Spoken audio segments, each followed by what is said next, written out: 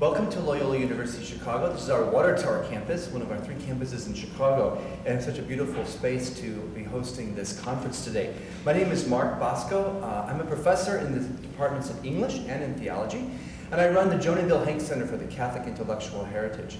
This center is basically a research center and a space to offer symposiums and conferences like this that kind of touch upon the Catholic intellectual and artistic heritage to see if we can bring scholars together, students, faculty.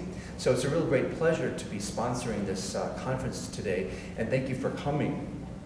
I had to, first of all, thank also Melissa Bradshaw, who is our director of this conference. I just want to say a few words that, really all the hard work that she put in and all of the conversations she had with you. So Missy, as she's known to many of us, we're very, very pleased that Missy could help us put this all together. So thank you, Missy.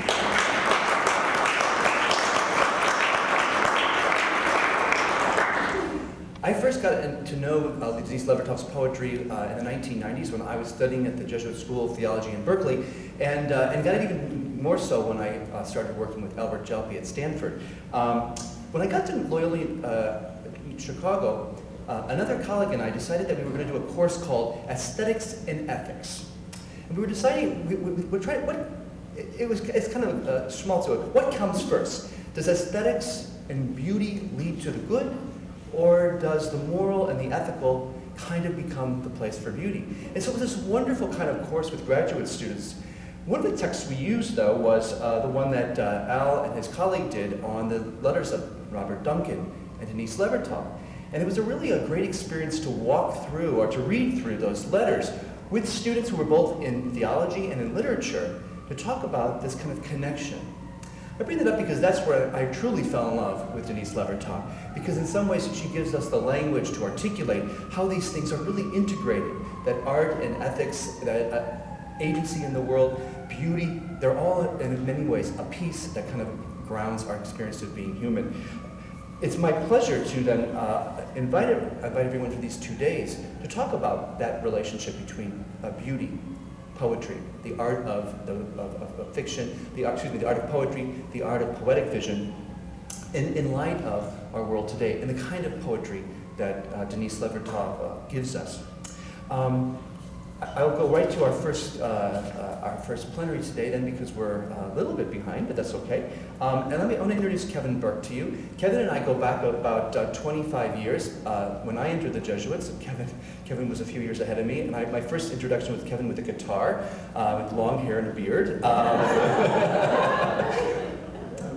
So I've known Kevin for quite a while, and the inspiration for this conference was Kevin was out here giving a talk on Ignacio Ellacuría about 3 years ago, and he is using Denise Levertov to structure his speech or his talk, his presentation, and it was really an exciting talk.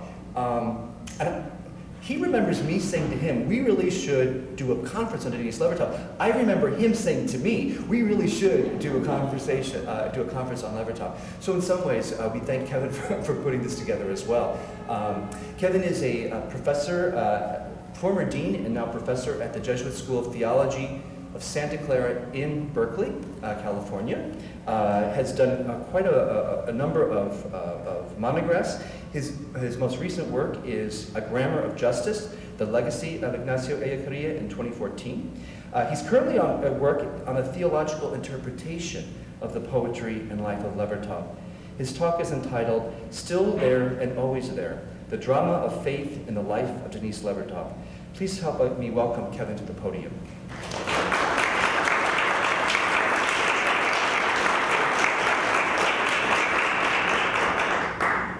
I want to begin, though, with the word of thanks. First of all, to Mark and to Missy and to all of those who organized this conference, to the Hank Center here at Loyola University, and really to all of you. I mean, I have to say I'm really humbled and I'm really honored to be here with you, and I've been really excited. I got on the plane to come here yesterday, and I felt like I haven't looked forward to something like this. I don't know how long. It's especially gratifying to be here with so many of Denise's former students, with close friends, with noteworthy poets and poetry critics, with the editors of her collected poems, with the authors of two beautiful, important, and different biographies of Denise Levertov. So great to be with you. And since the conference is on Denise Levertov, don't you think it makes sense to begin with an epigraph? Because so many times she'll let us know where she's coming from with an epigraph. So this is one that occurred to me. These words come from William Lynch, who is a great philosopher, theologian, critic. Let theology, among the many things that it is, become a set of images of faith and a life of the imagination. And let the poet, always the imager, become also the thinker without limit. William Lynch is a great thinker about the imagination and about how we enter into the human valley to find there the deeper realities. So the connection between Levertov and Lynch has been a useful one for my own thinking about why it is that Denise's poetry moves me so much. Reading her has changed me as a theologian. She's made me very attentive to the images of faith and the life of the imagination. As I engage, whether it's as a teacher, whether it's in my preaching, even in my own personal prayer, perhaps especially there, the poet has so much to give to the theologian. And I hope the theologian can offer something in return. And that's what I'd like to do with these remarks this morning. So during our days together, along with a lot of analyzing, theorizing, etc., I suspect we'll find ourselves most thoroughly nourished when we experience or re-experience Denise's poetry, when we remember the breadth and the depth of her vision, and when we imagine with her the reality of our world, its dangers, its promises, its hopes. In the process of experiencing, remembering, imagining, this conference invites us to pick up on something extraordinary. This was the title, the phrase here is the title of an essay on Denise Levertov's continuing importance, published last year in America Magazine by Ed Block Jr., who's with us this morning. So Ed's question in this essay, what is Denise's enduring worth, is in a sense our question at this conference.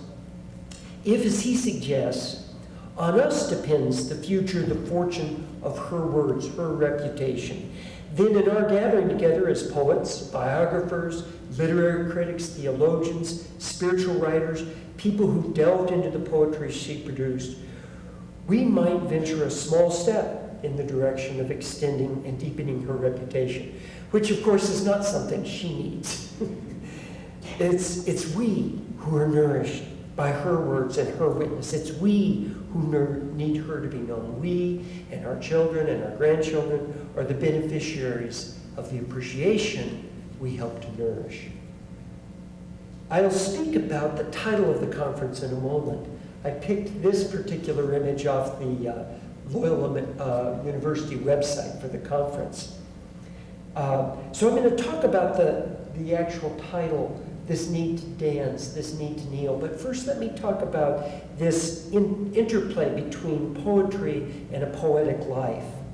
The interaction of life on art and of art on life is continuous, writes Denise in Notes on Organic Form.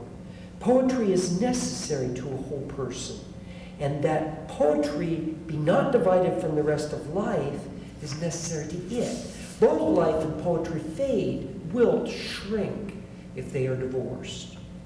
This common correlation appears with uncommon density and richness in Levertov's own case, a point that numerous scholars, including Dana Green and Donna Krolik-Hollenberg, her biographers, they've made when assessing her achievements.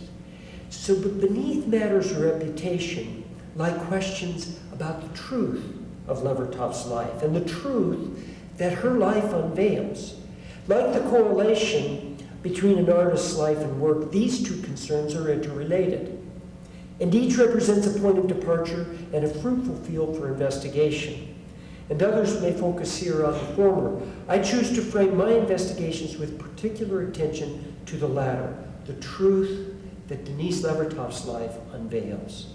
Might she be one of those remarkable human beings who reveals something essential about our human situation, our deepest crises, our most extravagant hopes? I raise this multivalent question as a theologian with a special interest in the nature of the language we use to do theology. Above all, I have an interest in correlating those spiritual bellwethers whose self-implicating witness informs the theological discourse. So I can restate my question in more explicitly theological key.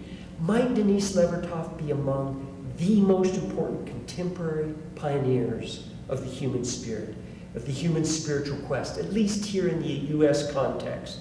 Might her life provide a special lens for probing the meaning of Christian faith? Might her poetry serve as a source or a resource for contemporary theology?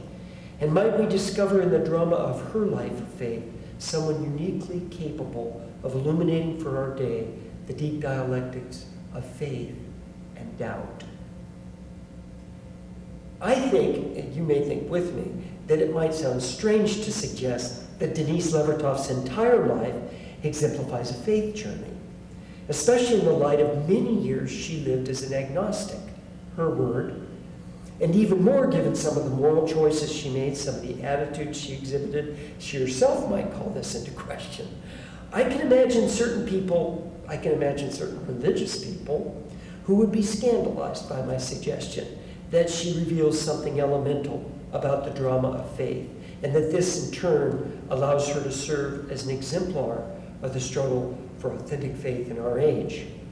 But I do not think this is actually that strange or scandalous, although I would use the word ironic in the very specific sense that William Lynch uses that word with respect to Christ. Human and divine, low and high. The first will be last.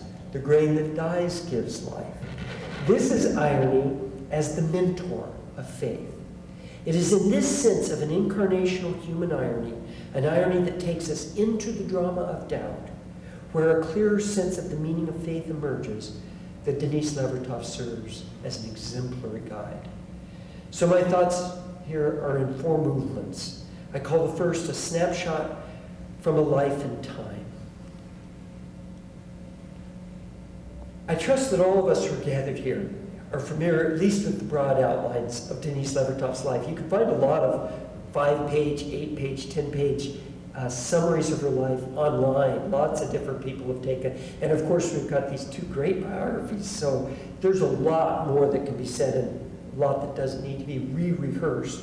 But it is interesting to notice that oftentimes people go back to her childhood, go back to this remarkable family and an unusual way of being educated. So I want to talk about her parents and her sister, her troubled but beloved sister, Olga. But begin with her mother. So Bernice Spooner Jones Levertov, who was, of course, born in Wales. In her poem, The 90th Year, Denise tells us, it was she who taught me to look, to name the flowers when I was still close to the ground, my face level with theirs, or to watch the sublime metamorphoses unfold and unfold over the walled back gardens of our street. How tears of pleasure would choke her when a perfect voice, high or deep, clove to its note unfaltering. Beatrice met her future husband, Denise's father, when she was teaching English in a Scottish mission school in Constantinople. Paul Philip Levertov.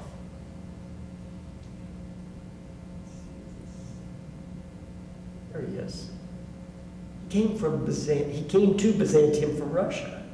Of him, Denise writes, as a devout Christian, my father took delight and pride in being, like Christ and the apostles, a Jew. It was Hasidic lore, his heritage, he drew on to know the Holy Spirit as Shekinah. Denise's sister, Olga, 9 years older than she, a brilliant woman whose life was difficult, even tortured. In her book of Lamentations entitled The Sorrow Dance, and then later in her strident volume of anti-war poems, to stay alive, Denise included the heart-rending elegy that she wrote for Olga, beginning with these lines. By the gas fire, kneeling to undress, scorching luxuriantly, raking her nails over olive sides, the red waistband ring, 16, her breasts round, round and dark nippled, who now these 2 months long is bones and tatters of flesh in earth. And, of course, the youngest daughter, Denise, herself described later as an air plant, a person not so much deeply rooted in one place, but who took root everywhere, who grew up to inhabit the spaces between worlds, who says of herself, among Jews a goy, among Gentiles, secular or Christian, a Jew, or at least a half-Jew, among Anglo-Saxons a Celt, and Wales a Londoner, who not only did not speak Welsh, but was not imbued with Welsh attitudes. And all of these anomalies predicted my later experience. I so often feel English or perhaps European in the United States, while in England I sometimes feel American. But these feelings of not belonging were positive for me, not negative. I was given such a sense of confidence by my family, in my family, that though I was often shy and have remained so in certain respects, I nevertheless experienced the sense of a difference as an honor, as part of knowing secretly from an early age, perhaps by 7, certainly before I was 10, I was an artist person and had a destiny. I love that phrase. So here we see the artist person who had a destiny with her whole family and some of the altar servers at her father's Anglican parish. Denise's career as a poet, already launched in London shortly after the Second World War, began to take off a year after she and her husband, Mitchell Goodman, moved to the United States in the late 1940s, although it was almost a 10-year gap between her first book of poetry and her second. Her literary career can be interpreted in lots of different ways. I've put together a timeline that is kind of really simplified. It's not perfect because there's some overlap between these things. But I want to think about 3 phases. An early phase that includes the double image, but then includes those 5 volumes that were published between 56 and 64, the years of her close association with Duncan and with William Carlos Williams. And then a middle phase that begins with the Sorrow Dance, which really is a kind of a transitional volume, but you really begin to get the notes about the Vietnam War, the sense of impending gloom, the awareness of the political.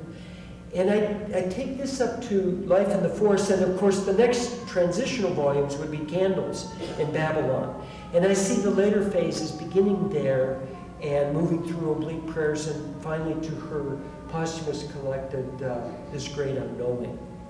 So here I put them all together so you can just kind of see for a moment this periodization. There's nothing magical about this. There's probably better ways to do this, but it has the nice simplicity of giving us 45 to 65, 65 to 80, 80 to the end of her life. And in a sense, you can think of this as there was a focus on the personal, on one's own life, one's own experience, a growing intention to the political, to the public concerns, and a deepening awareness of the mystical and the spiritual. Although I think it's fair to say, and I think you would agree with me, all of those concerns are present all through her life. And it's actually the unity of her life that I'm most interested in thinking about with you. So my thesis is that a river runs through the whole of her being, and its banks touch all the phases and stages she went through. There's a deep unity in her spiritual quest, but nevertheless recurring themes appear in all the phases. You can detect particular attention to these various phases.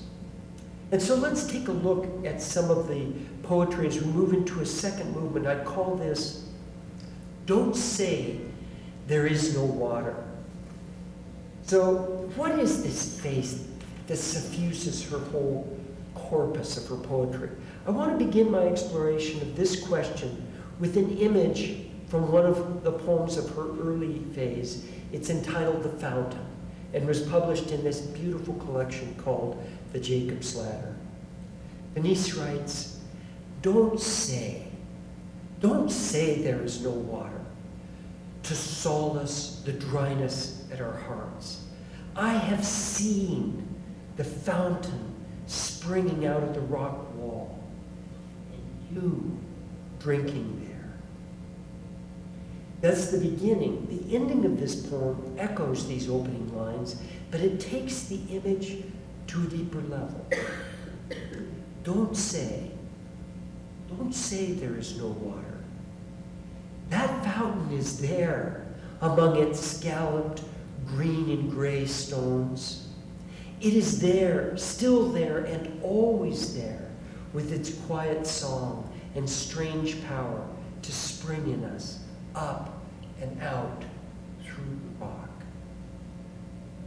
Such striking biblical images, especially from the Hebrew Bible. And it's this image of still there and always there that gives the sense of continuity that I want to underscore throughout all my remarks. This something springs in us, the fountain, or what in many other places she captures with the image of the well, beautifully explored in a dissertation by a woman named Louise Mills, writing in Melbourne in Australia. She talks about how throughout Denise's life, the image of the well recurs. The human as a source of life, with a life-giving something within us, a source of music, of mystery, all that is evoked by the image of the nascent spring, the rill, the brook. It is there among its scalloped green and gray stones. That is, it is here in the landscape of ordinary living, in the aspect of our reality that we don't always notice. But whether we notice it or not, it is still there and always there, with its quiet song and strange power. This source of mystery, this inclination to breathe into the silence and the darkness of faith is always there, was always there in the case of Denise Levertov. So not denying or minimizing her long swim in the waters of agnosticism, as I briefly noted above. And I'm not gainsaying the fact that as she began to swim in the new waters of explicit Christian faith at the beginning of what I call her late phase, that she and many of her commentators refer to this using the traditional language of conversion. I actually want to always put quotation marks around that word, because it's not really a turning around in the usual sense. In her case, it's a going deeper. And in a very powerful way in Denise's life, the conversion or the awakening to explicit practice of Christian faith did not mean leaving behind the deep Jewish roots of her life that she inherited from her father, or her interest in Eastern religions and other ways of exploring reality. In Denise, there was always a deep sense of all of it is contained. And it doesn't necessarily mean the exclusion of one or the other. And so there is a recurring, there's a shift in her explicit loyalties. I mean, she begins going to church again. You know, she begins haunting the various parishes and things. She eventually becomes a Catholic towards the end of her life. But all of that occurs within the lifelong struggle. For example, the image of Jacob wrestling with an angel. One of her favorite images, one that comes up over and over in her poetry. Where is the angel to wrestle with me and to wound not my thigh, but my throat, so blessings and curses flow storming out?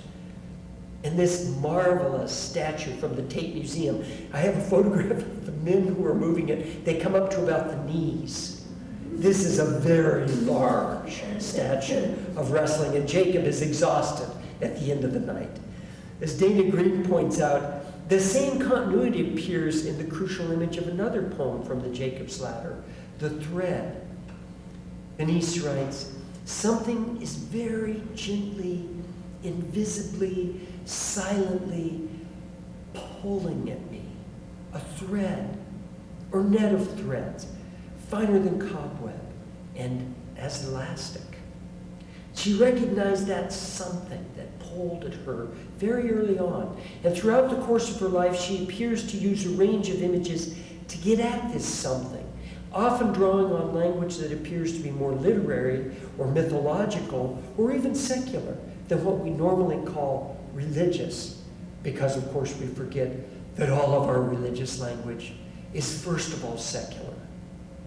But nevertheless, this something that she identifies as a thread is integral to her very self, something to be valued, something to be cherished. She doesn't resent it. She doesn't see it as a threat.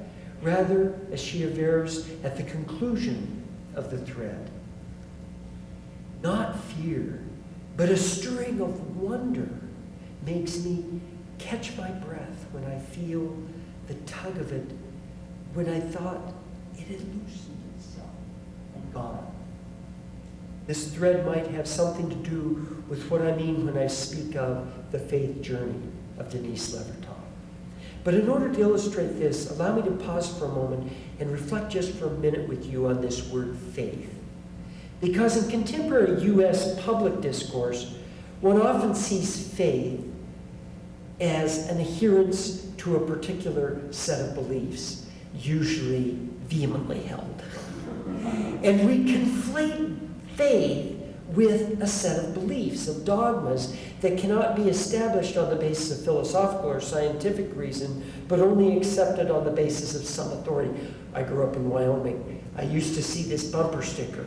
The Bible says it, I believe it, that settles it. And I often thought, I'm really glad I didn't grow up in that pickup truck. To make things even more complicated, we see faith as utterly private, as having no force in the public sphere. These are images of faith that I would call deeply problematic, or at least deeply incomplete. There may be grains of truth in them, but they can function like ideology with a species of fanatical fervor. One way of esteeming Denise's enormous achievement as a poet and as a person derives from the way she finds and forges vital, penetrating images of faith to replace the reified, desiccated, and polarizing images that bedevil our culture's decadent religious discourse. Like Lynch, who argues forcefully for our need to reimagine faith, Levertov seeks to reconstruct the alphabet, to relearn the world, understood anew, only in doing. Lynch urges us to construct an image of faith as a great primal and primitive force that precedes or even constructs knowledge itself. And he likewise observes as a second crucial aspect of faith, it has a horizontal as well as a vertical life. It's not just about transcendence, it's about the world. It has a body, indeed many bodies. And because faith is embodied, it is imaginable. So without explicitly saying so, when Denise writes, for example, in this marvelous poem, Beginners, we have only begun to love the earth, only begun to imagine the fullness of life. She is witnessing to the crucial importance of the body of faith, the human city, of a new way of imagining human community and its relationship to the earth. She is imagining a new way of living in the body, and in so doing, she's building up what Lynch calls the body of faith. And so I come to the heart of this exploration, this need to dance, this need to kneel, a third movement, which I want to focus on the poem that our conference title has picked up on. If I'm near the mark at all with my suggestion regarding the revelatory meaning of Denise Levertov's life, then the main title of our conference takes on particular significance. The evocative doublet, this need to dance, this need to kneel, that ruffles the waters of everyday experience, includes the inner experience of our own inchoate impulses, gestures, and choices. First published in Oblique Prayers, On Being, the poem from which these lines were taken, was written toward the beginning of her late period, which, among other things, is marked by her return to the explicit practice of religious faith. This poem, and in particular the lines that make up our title, point to that something that Denise had already begun to name decades before in The Thread and the Fountain, a sense of the more, the fullness of life. Here is the poem on being in its entirety. I know this happiness is provisional. The looming presences, great suffering, great fear, withdraw only into peripheral vision.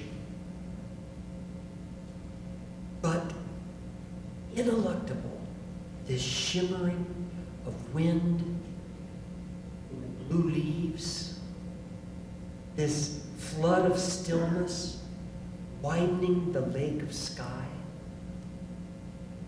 this need to dance, this need to kneel, this mystery.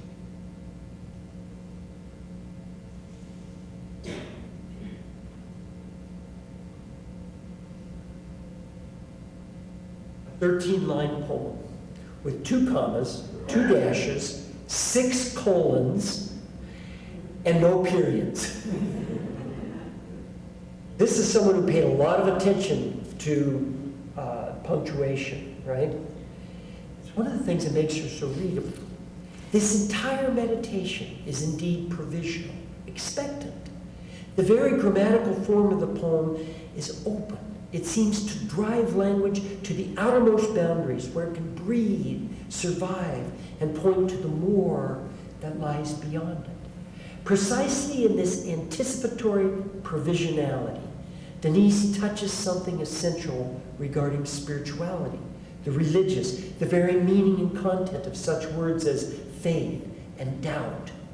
I say precisely because, in contrast to the immature faith appropriate to infants and children, which is strong in the sense of being absolute, unambiguous, unyielding, and unironic, the strength of mature faith is tensive and flexible, open to nuance and newness, flooded with paradox. Mature faith admits doubts. It grows through the ministrations of a loving irony whose rhythm, act, suffer, learn. William Lynch traces back to the dramas of Aeschylus. Here in this poignant sigh of a poem, Denise sets out from an experience not yet named or captured, an experience that is open-ended yet unavoidable, an experience that leads to thought rather than flowing from previous thoughts, definitions, or formulae. It is the inscape of the human impulse, this need to dance, this need to kneel, that appears almost as a hologram of the inscape of all reality, this mystery. The genius of her faith buds from her profound attention and appreciation of this connection. But note, for all of the spiritual beauty of this poem, what's striking is its insistence on the earth, on the concrete, material reality of the world, the shimmering of wind in the blue leaves, the flood of stillness widening the lake of sky, the human need to dance and the act of dancing, the need to kneel and the reverent gesture of kneeling. Neither the poem nor the truest of our religious impulses allow faith to deny matter or the earth or the body, much less our discontents or our disappointments.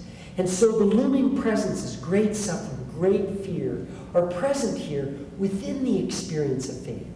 The irony of faith does not reject suffering or ridicule fear. It does not shy away from doubt, nor does it aim to transcend life's troubles, but rather to enter them. Faith is not an escape. It's an entrance into life. True faith. Far from a denial of death and its analogs, the need to dance, the need to kneel, emerge from the heart of mature human living that ironically encounters and encompasses suffering. These are the characteristic gestures of human depth. The spiritual and the earthly are utterly and completely connected, which gives dramatic weight to the enigmatic adjective at the heart of the poem, ineluctable. It's interesting, isn't it, that she would select an adjective to hang the whole poem on? That sounds like bad writing to me. And such an unusual adjective, one we can hardly pronounce. But know where the word is placed. She's already passed the first two colons. In fact, the fact of her unexpected and provisional happiness and the fact of great suffering and great fear are indeed looming presences in and throughout life. But the shimmering of the wind, the flood of silence, the correlative felt need to celebrate and to worship remain unavoidable, inescapable, inexorable. Standard synonyms for ineluctable, which nevertheless fail to capture a key connotation detected in her adjective and verified in its etymology, the element of struggle. The Latin word electare means to struggle. And to overcome, that overtone remains in such cognates as reluctant, right? Which suggests being unwilling to struggle against. And ineluctable, which literally would mean not to be avoided by struggling. What is not to be avoided? It's not fear.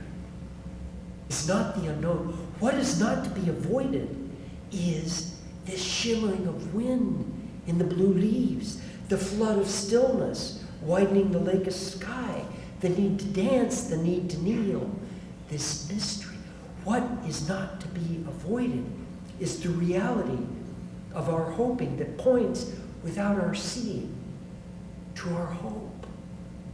What is not to be avoided? It is in the reality of our lives that we encounter a spirit-filled joy, as the evangelist Luke so distinctly expresses it. It's in the fact of our happiness, however provisional, that gives rise to the inescapable sense of the more, present in all that we touch. But among the great lessons that Denise teaches regarding faith, that it involves struggle, that it requires that we enter fully into the valley of the human, another Lynch's images.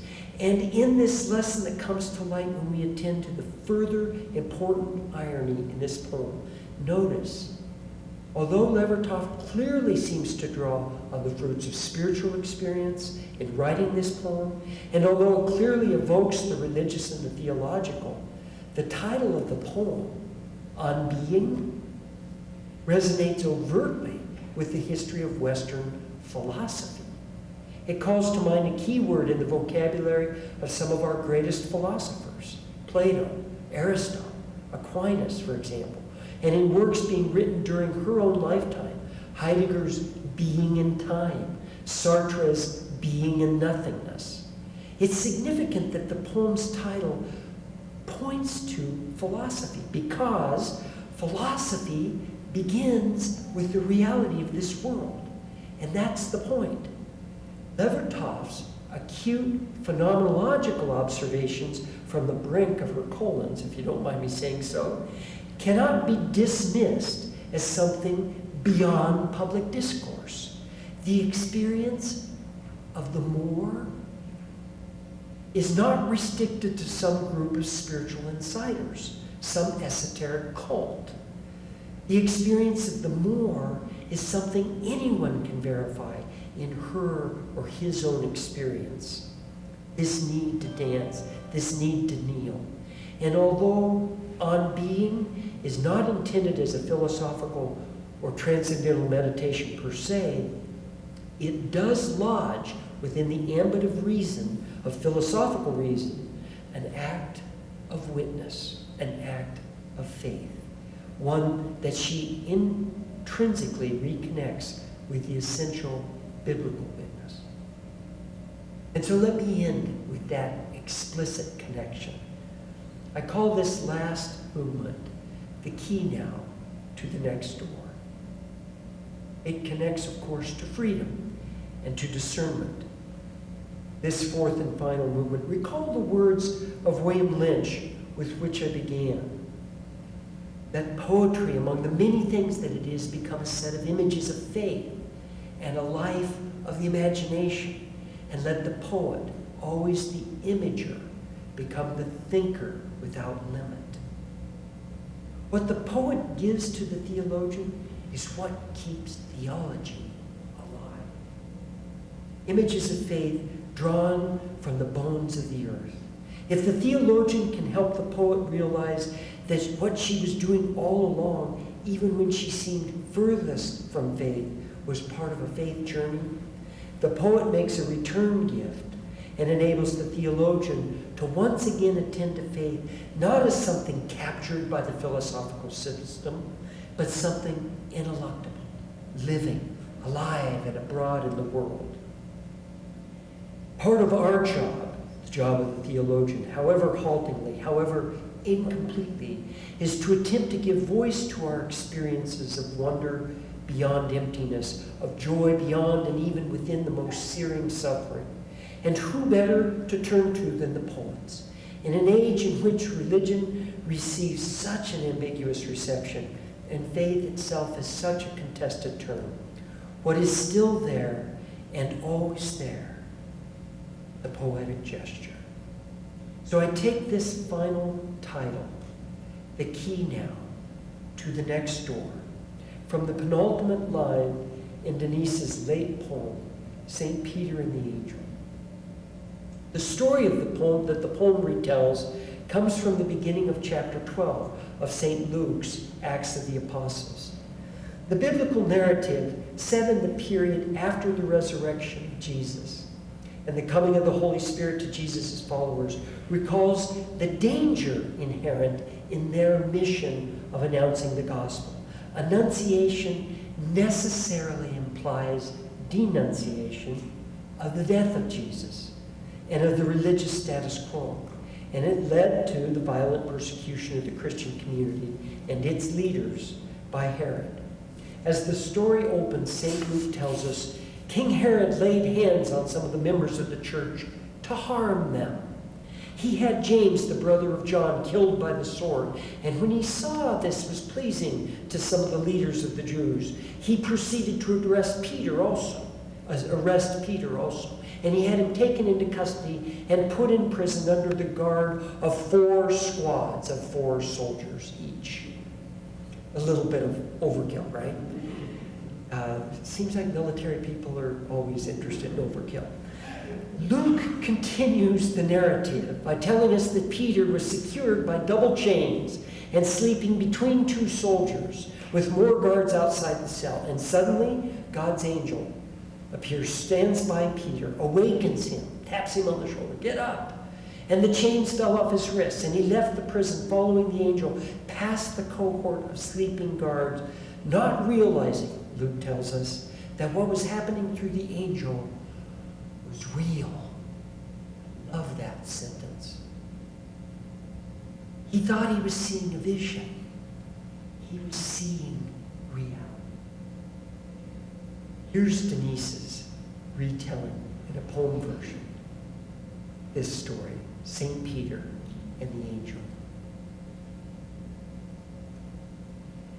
Delivered out of raw, continual pain, smell of darkness, groans of those others to whom he was chained, unchained and led past the sleepers, door after door, silently opening out, and along streets, majestic emptiness under the moon.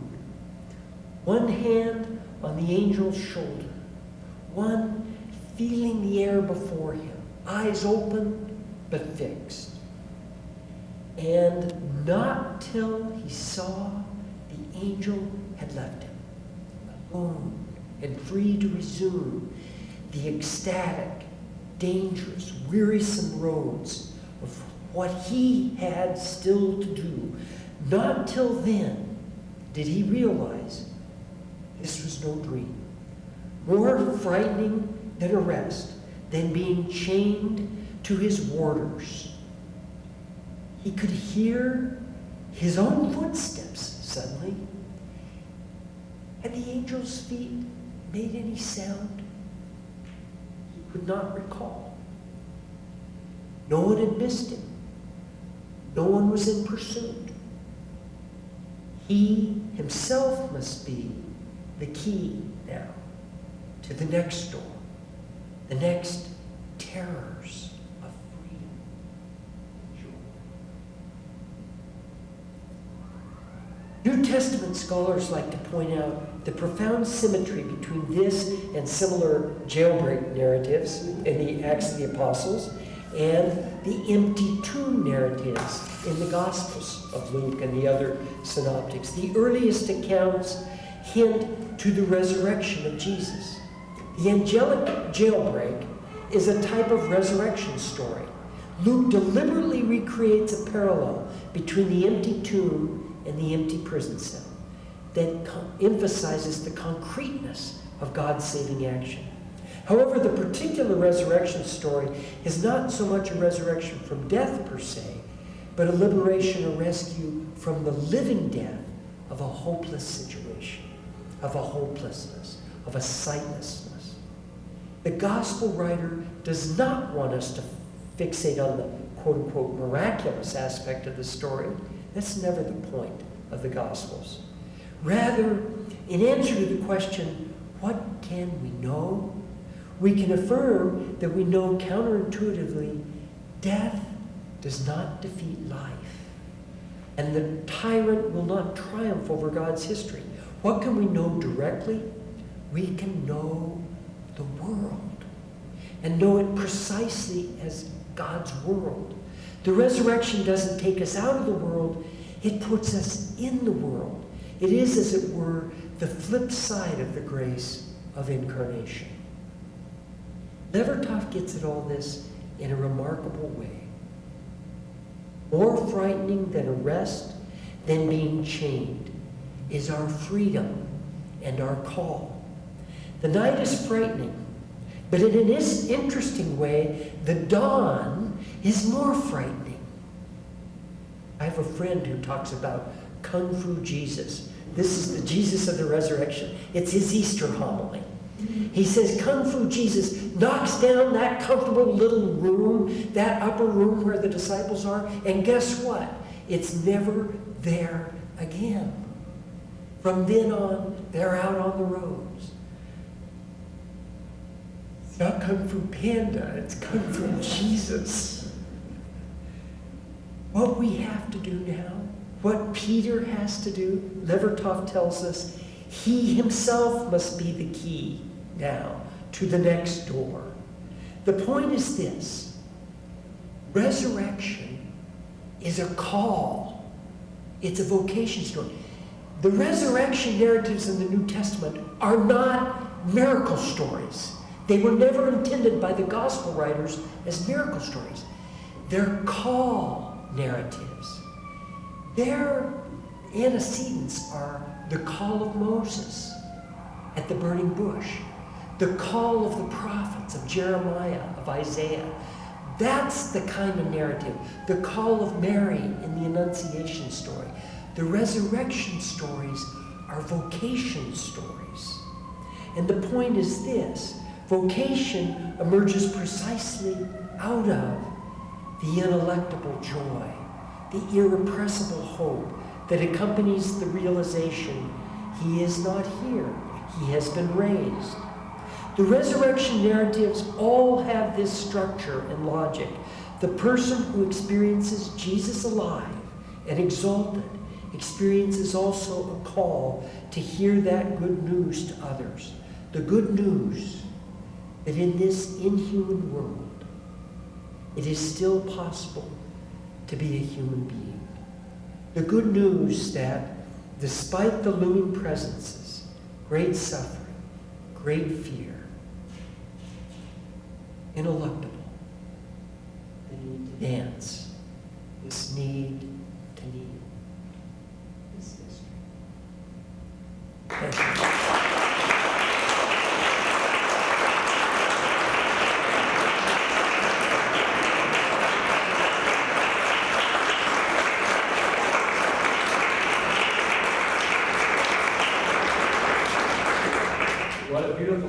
for our conference. Thank you so much, Kevin. There's some time for any comments or questions. A few minutes if anybody would have anything to say.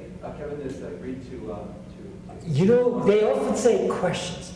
What I really think is sometimes you might have your own spontaneous thoughts or images and our comments. So I'm no expert here, but I would love to, any thoughts you have.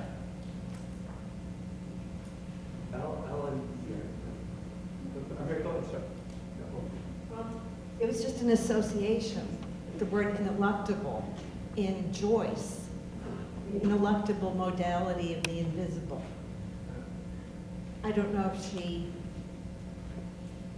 Very possible she would have read no it. idea, but it just struck me for the first time. Thank you for that. I never made that connection. I wouldn't be surprised if she read Joyce, because a lot of people her generation did, and she was a great reader. Thank you for that. What is it again? The ineluctable? Ineluctable modality of the invisible. Ineluctable modality It's in, of the invisible. Coming from Berkeley. It's in Portrait of the Artist. Wow. Isn't that great? Thank you for that. Yeah, Al? I was just saying, Mary, intellectual is a very Joycean word.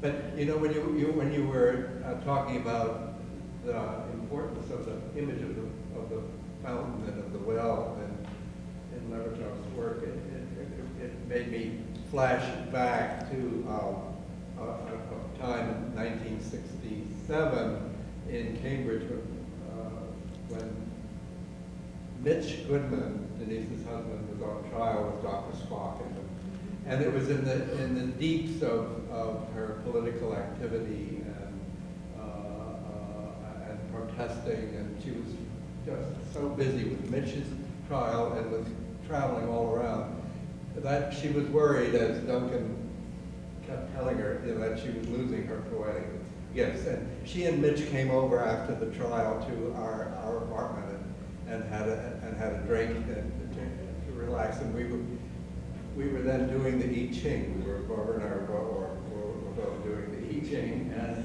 we said to Mitch and Denise, "You want to do it?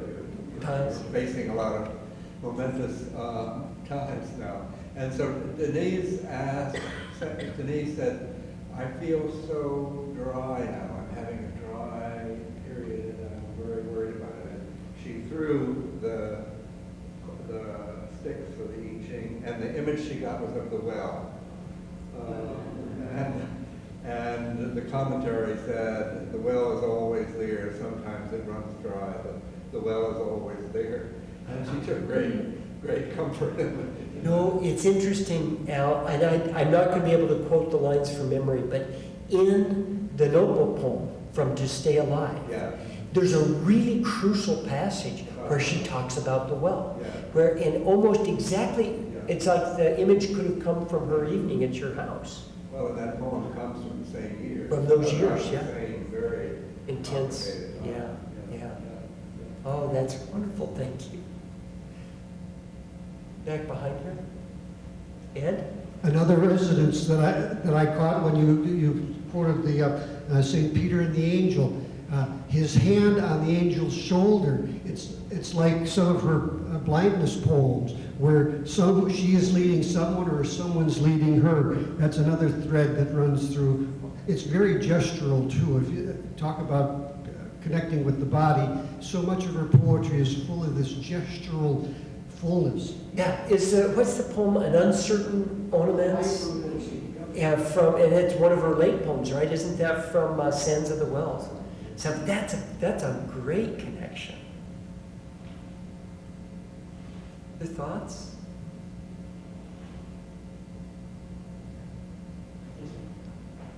A lot of work for one quick comment. I just commented to Emily after that talk that Denise would have been delighted. Really, really well done. Well, thank you. You know, unlike many of you, I never actually met her. Although I was probably living a mile from her. In the years that I was first ordained a priest, I was living at St. Anne's Parish in Somerville. just on the other side of town from Davis Square, where she was living. I didn't know about her at that time. It was one of my friends in doctoral studies, a woman who now works as a pastoral chaplain in St. Louis. She was the one who first really got me reading Denise's poems in the late 90s, just around the time Denise was nearing the end of her life. And it was about 2000 that I began to read her with a real intentionality. And so I've noticed this pattern in my life.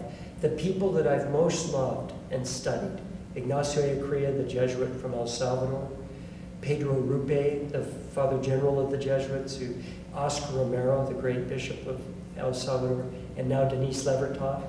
I've met them after their deaths. And always there's this ironic sense that the more I get to know them, the more I miss them. And the missing is part of the knowing, as another good friend of mine likes to say.